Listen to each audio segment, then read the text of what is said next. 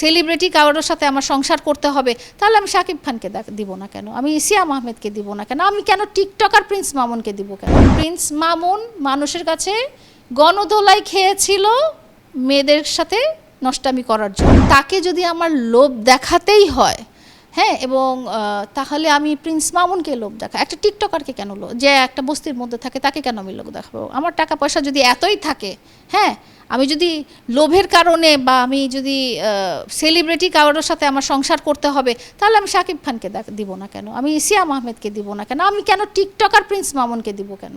আপনি আমাকে এই কথাটা বলেন। এবং তখন এক্স্যাক্টলি তখন 2020 সালে আপনার মনে হয় দিয়াবাড়ির ঘটনাটা মনে আছে, এবং দিয়াবাড়িতে প্রিন্স মামুন মানুষের কাছে গণদোলাই খেয়েছিল মেয়েদের সাথে নষ্টামি করার জন্য। হ্যাঁ, ওই পর্যায়ে তার আইডিও ব্যান ছিল, লাইক আপনারা যদি হিস্ট্রিতে যান, তো সেখানে আমি কেন ওকে খুঁজে, আমার কোনো স্ট্যাটাসের সাথেই তো তার ফ্যামিলি ব্যাকগ্রাউন্ডও বলেন, এডুকেশনও বলেন, কিছুই যায় না।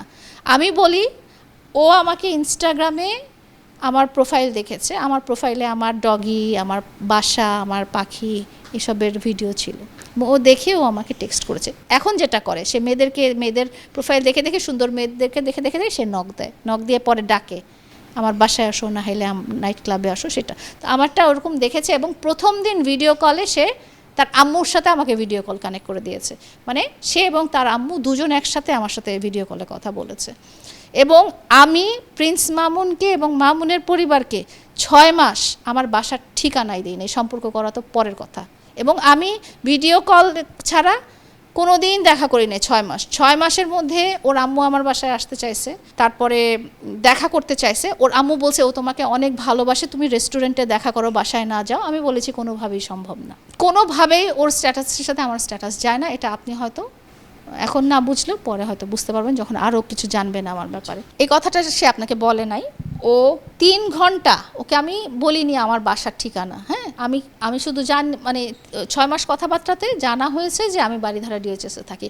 ও 3 ঘন্টা একটা করে বাসা খুঁজে, ও যে ভিডিওতে দেখেছে, যে ভিডিও কলে দেখে ও আমার বাসার সামনে হাজির হয়েছিল, বাসার সামনে হাজির হয়ে আমার বাসা খুঁজেছে। তো একটা ছেলে কি পরিমাণ এফোর্ট দিয়েছে, প্রতারণাটা কি তার ছিল নাকি প্রতারণাটা আমার ছিল?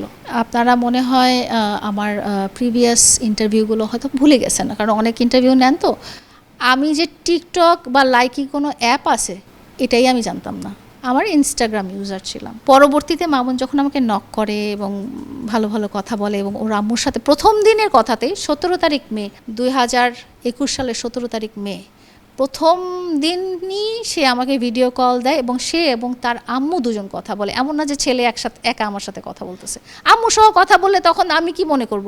আমি তো ভালোই ফিল করতেছি যে ঠিক আছে, উনি আমার এই যে শিজু দেখতে চাচ্ছে, আরও ডগি ছিল, পাখি দেখতে চাচ্ছে, গাছ দেখতে চাচ্ছে, বারান্দা শাপলা ফুলের গাছ দেখতে চাচ্ছে, ওর আম্মু আর ওর সাথে আমার এইভাবে কথা হচ্ছে। এবং এসি গিফট করা, গাড়ি গিফট করা, এগুলো যখন আমাদের সম্পর্ক হয়ে গেছে, তারপরে